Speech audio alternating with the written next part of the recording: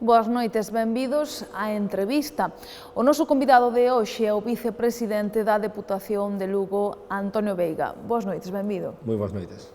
Teño que comezar preguntándolle por un dos temas máis actuais referidos á Deputación nos últimos tempos, que é a aprobación definitiva dos orzamentos. Non sei se ante as últimas críticas do Partido Popular do deputado non adscrito, Manuel Martínez, ve factible esa aprobación definitiva. Bueno, nós o que pensamos é que de non aprobarse a responsabilidade, mellor dito, a irresponsabilidade, desde logo, que sería pois dese deputado non adscrito e máis do Partido Popular, non? E aos feitos acontecidos podemos referirnos. Está clara cal é a posición do Partido Popular e cal é a posición dese deputado non adscrito, que é empeñarse unha e outra vez en que na Deputación de Lugo pois non haxa orzamentos, despois de telo falado, de telo debatido, despois de ter escuitado propostas, despois de múltiples reunións. Eu entendo que a cidadanía este cansada, pero desde logo que poido asegurar que os esforzos do goberno foron de todo tipo. Esforzámonos desde o primeiro momento porque sabemos que os 67 concellos, as múltiples asociacións culturais, os múltiples clubes deportivos e a cidadanía en xeral están esperando esta inxección de cartos para as súas actividades, en moitos casos tamén para xerar emprego. Se non se chegarán a aprobar definitivamente, supoño que suporía un bloqueo importante, non? Nós, ante o que se ven a decir moitas veces, que a Deputación, o Goberno da Deputación, que está bloqueada, non é de todo certo. É certo que se non hai orzamentos, pois non pode haber inversións, pero desde logo que na Deputación se sigue traballando, desde o Goberno da Deputación se sigue traballando, desde o equipo de funcionarios e funcionarias e traballadores e traballadoras da Deputación, e se siguen prestando servicios a concellos e traballando tamén pois cos colectivos deportivos, culturais e sociais. Desde logo que se bloquean os investimentos, non? Eso é o que nos ten que facer reflexionar. Nós témolo reflexionado moito, pero desde logo que hai que reflexionar o que está facendo o Partido Popular conxuntamente con ese deputado non adscrito, que é intentar bloquear este goberno de Deputación, intentar bloquear eso para que non cheguen cartos aos concellos, non? Non hai máis que escuitar a todos os alcaldes, sexan da cor política que sexan, que están esperando, desde logo, como auga de maio, que estes orzamentos se aproben definitivamente.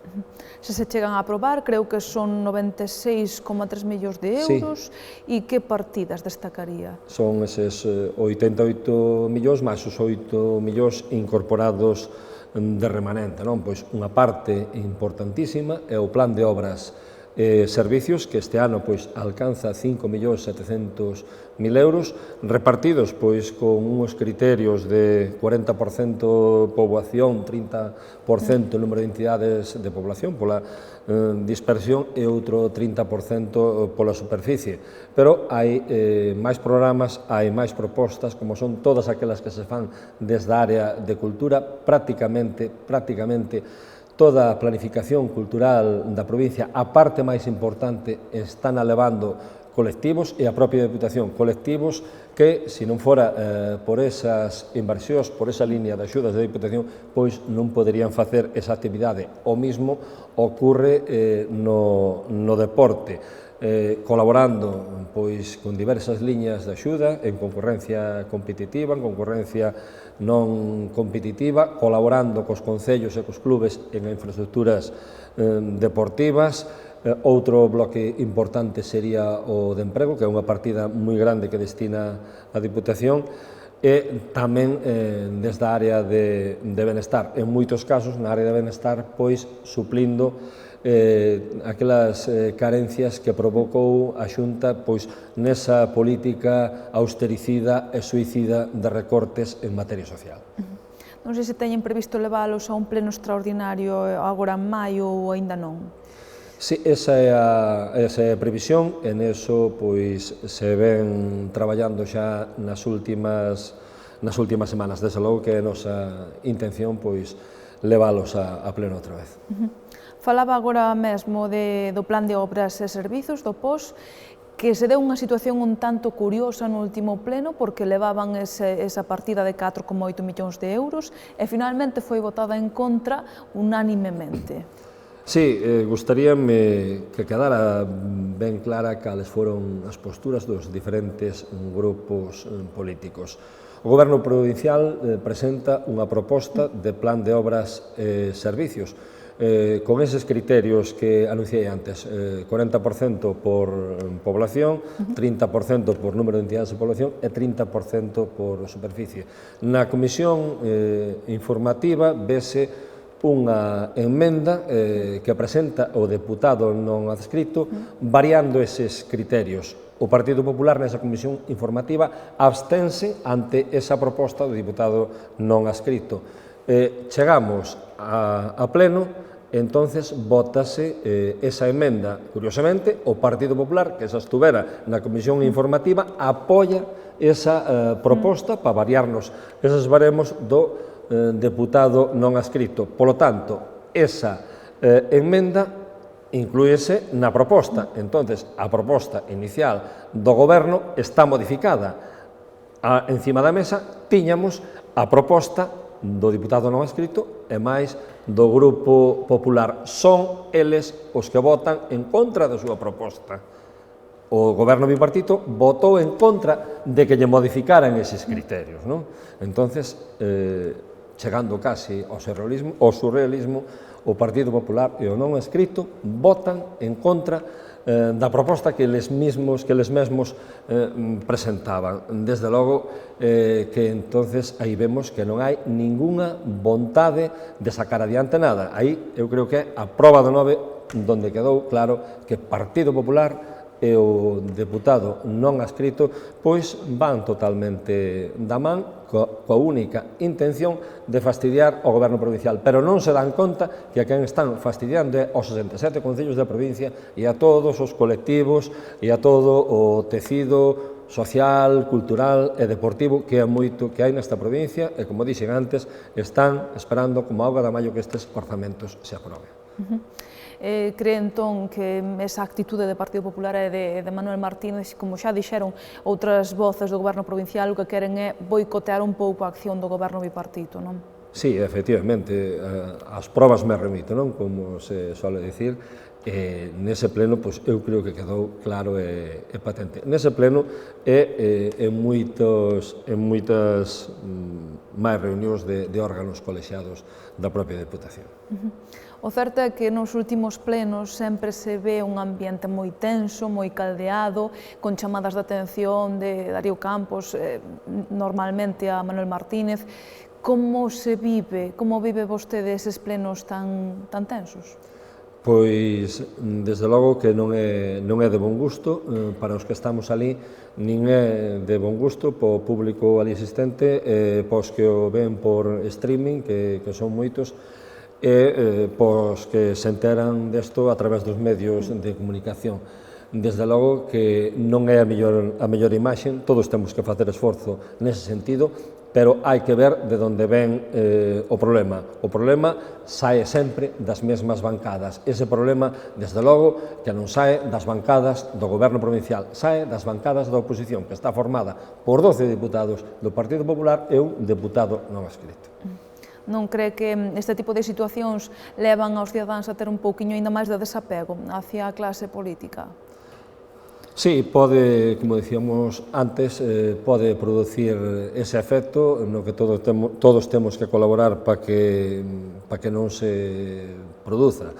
Pero, bueno, a intención, como dicía antes, é solventar isto canto antes, volver á normalidade e que todos os concellos da provincia, todo o tecido, poida poñerse a traballar. Nese sentido, sí que se está bloqueando, pero non o goberno provincial, estáse bloqueando a provincia desde as bancadas da oposición que agora mesmo pois se xuntan eses 12 máis 1 para tirar abaixo propostas do goberno provincial. Nas últimas semanas tamén se coñeceu a noticia de que Manuel Martínez foi desimputado, esa palabra xa se utiliza máis, non sei se existe, nesa causa que tiña pola estrada de Porto Marín. Que valoración fai? Despois do acontecido o 24 de xuño, xa dixemos en moitas ocasións, e o vamos a repetir, despois do acontecido o 24 de xuño, pois nada cambia, non? Creo que a nos deu a razón ese feito, non? Aí hai un diputado, que era un diputado non escrito, pois que lle deu o goberno ao Partido Popular e que conxuntamente co Partido Popular está bloqueando inversións para concellos, bloqueando liñas de axudas para colectivos, e entonces, desde logo que a irresponsabilidade, como dixen antes, pois está en maus dese señor e de que nos apoian. Entón non cambia nada para a Deputación? Non cambia nada, como xa dixemos no seu día, curiosamente, o mesmo día en que se produciu esa noticia, o dixemos e volvemos a reiterar. En clave electoral, este ano está sendo, e aínda vai ser moi longo, histórico, primeira vez que se van a repetir as eleccións xerais. Que valoración fai deste fito? Bueno, pois, ante cada problema hai que ver unha oportunidade e unha solución. E é unha gran oportunidade para os galegos e as galegas, pois, volver a unhas eleccións. E desde a miña formación política, desde logo, desde o Bloque Nacionalista Galego, pois afrontámolas con moita ilusión, pero tendo en conta, eu quero transmitir á ciudadanía, que é unha nova oportunidade que temos os galegos e as galegas para ter unha representación propia, para ter unha representación no Congreso dos Deputados en clave de país, como este país veu tendo pois nas dúas últimas décadas. Eu creo que a estas alturas naide se atreve porque non hai motivos para criticar ese traballo incansable do Bloque Nacionalista Galego a través dos seus deputados e das súas deputadas desde o ano 1996 para aquí. Non hai ni unha sola tacha que poñerlle a ese traballo, porque o Bloque Nacionalista Galego puxo sempre por enriba os intereses deste país, os intereses dos sectores productivos deste país e dos traballadores e das traballadoras deste país. E por eso, os que xa levamos moitos anos pois na loita política, tamén nas institucións, estamos convencidos que é unha gran oportunidade para que Galiza teña outra vez representación como tuvo estes 20 anos a través do Bloque Nacionalista Galego. E de cara ás autonómicas, que tamén van a ser este ano, como veu este ario? Bueno, pois cara ás autonómicas, desde logo que o Bloque Nacionalista Galego quere ser unha peza clave, unha preza importante, máxime, pois tendo unha candidata nova, como vamos a ter, Ana Pontón, nova, pero con grandísima experiencia, e ademais xogamos na casa, é de Lugo, é nacida en Sarria, non?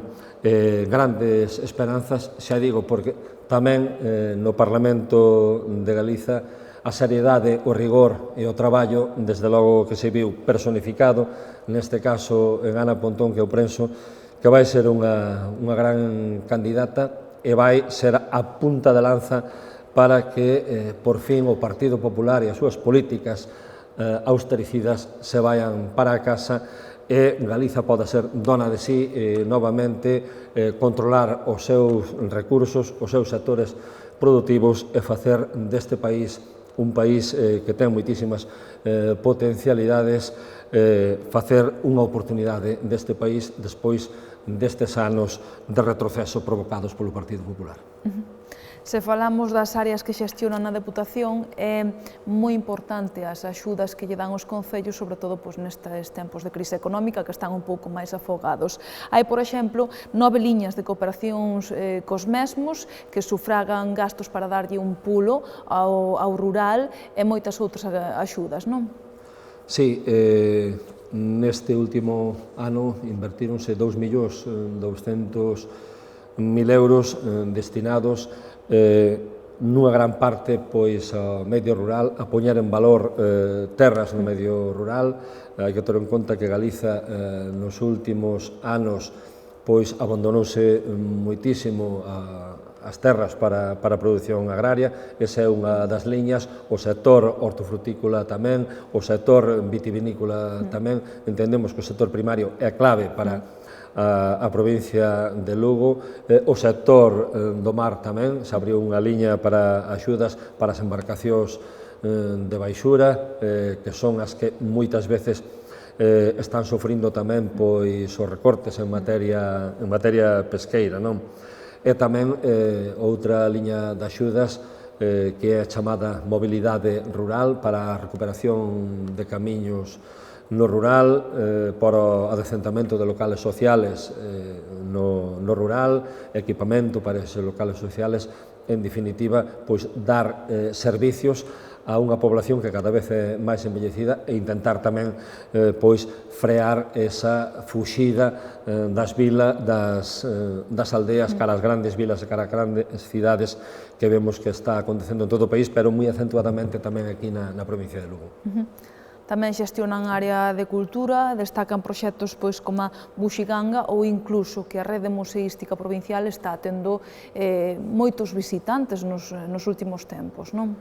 Sí, efectivamente, un buque insignia, pois xa nestes anos e agora mesmo tamén neste mandato está sendo a área de cultura, con esa rede museística, co Museo Provincial de Lugo, o Museo do Pazo de Tor, o de San Paio de Narla e tamén o Museo do Mar, que están cheos de actividades, porque para nós o importante non é o continente, o importante é o contido, e estáse dando moitísimo contido, estáse interactuando con colectivos desde aí, desa rede museística, non?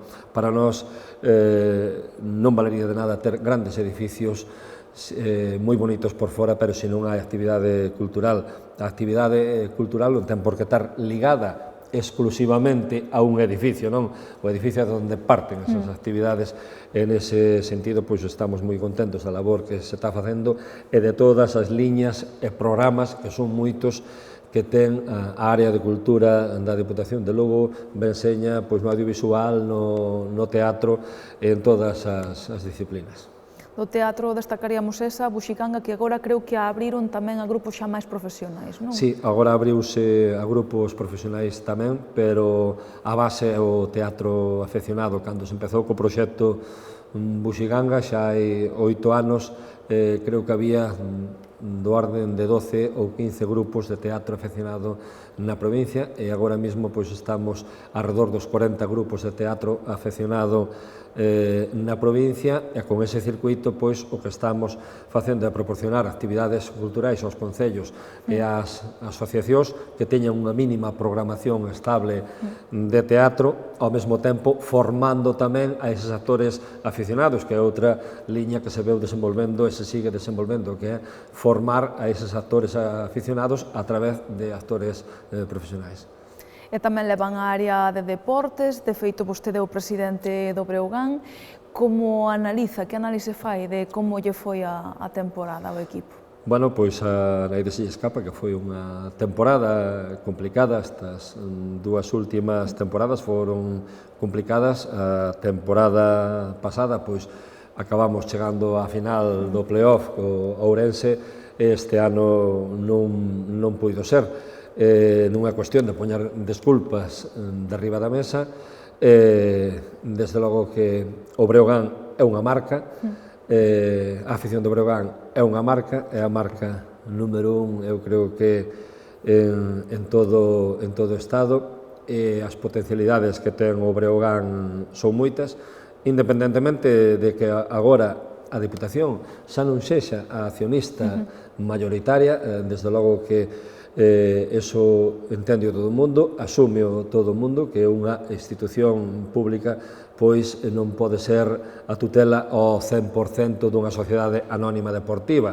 Nós dixemos que o íamos a facer, lóxicamente, e o cumplimos. E agora, pois, estes días estamos procedendo a cerrar económicamente a temporada e, ao mesmo tempo, xa dando pasos para proceder ao relevo no Consello de Administración con total tranquilidade e dalo con todas as garantías tamén para que as persoas que vayan formar parte dese novo Consello de Administración pois se sintan arroupados, non é que a Diputación escape correndo, non? Desde logo que a Diputación colaborará co Breogán, igual que colabora cos demais clubes deportivos da provincia. E nese traballo estamos nestas semanas e durante todo este mes vamos a estar. E que futuro lle ve ao equipo? Moi bon, polo que decía antes, porque vímolo que o Breogán é unha referencia no deporte, o Breogán é unha marca, o propio nome do Breogán, ese potencial que temos de afición ao baloncesto aquí en Lugo, desde logo que hai que canalizalo, non? Eu creo que se todos sumamos, o Breogán pois non vai ter maior inconveniente na próxima temporada e, desde logo, que o novo Consello de Administración pois, desde logo, teremos que respaldalo todos, non só a institución, senón tamén a afición e demais xente. E xa para rematar, de cara a ao tempo que queda, aos 3 anos que quedan de mandato, cales son as liñas que vai a priorizar o BNG dentro da Deputación? Bueno, pois, resumindo o que tuvemos explicando, para nós é importantísimo que todas as institucións, non ten por que ser a Diputación, ojalá o fixeran todas, pero galeguizar a nosa cultura e ser moitas veces pois inflexibles neso, non? E isto, desde logo, que non é ningún dogmatismo, ni moito menos, pero o idioma galego, a cultura galega, tamén polas políticas aplicadas polo Partido Popular, non viven os seus mellores momentos. Eu creo que a área de cultura da Diputación foi e vai seguir sendo pois tamén unha punta de lanza nesa defensa e colaborando con todos os colectivos da provincia. Pois outra liña importante tamén é o deporte, como dixemos antes. Eu sempre dixen que aquí en Lugo parece ser que hai todas as modalidades deportivas en todas as vilas, non? Eu creo que se collemos o listado de deportes ou deportes olímpicos, creo que aquí están representados todos e nos dan grandes satisfaccións, non? A parte que socialmente se involucran todas as persoas arredor do deporte, involúcrase unha familia inteira, non? O deporte, a parte de ser saudable, tamén é xenerador de ingresos económicos para as vilas ou cidades ou provincias onde se practica, non? Iso hai que telo moi en conta e hai que saber moi ben a donde se dirixen eses cartos que son de todos, non? Unha sociedade que vive apoiada no deporte, desde logo que é unha sociedade máis sá, unha sociedade máis creativa e máis constructiva tamén, desde logo, sobre todo tendo en conta eses valores do esforzo e do sacrificio que se propunan sempre no deporte. E despois, outra liña importantísima é a cooperación cos concellos. A razón de ser da Diputación é, desde logo, que a colaboración cos concellos. Por eso, triplicamos, cuadriplicamos con respecto a anos anteriores o que se dedica ao plan de obras e servicios, que é un plan que se rixe, que se vai rexir por uns criterios estables, como apuntei antes, que son o 40% población, o 30% número de entidades de población e o 30% para a superficie, e ojalá ano tras ano poidamos incrementar esa partida para que os concellos pois poidan dar esos servicios á cidadanía. E, desde logo, que seguir apoiando pois o tecido deportivo, cultural e social, que é moi importante na provincia. Pois non temos tempo para máis. Moitísimas gracias, Antonio Veiga, vicepresidente da Deputación, por estar connosco esta noite. Pois moitas gracias a vos, un placer. E como non, moitísimas grazas a todos vostedes por seguirnos unha noite máis na entrevista. Lembren que a seguinte será, como a sempre, o mércores a partir das 10. Que teñan moi boa noite.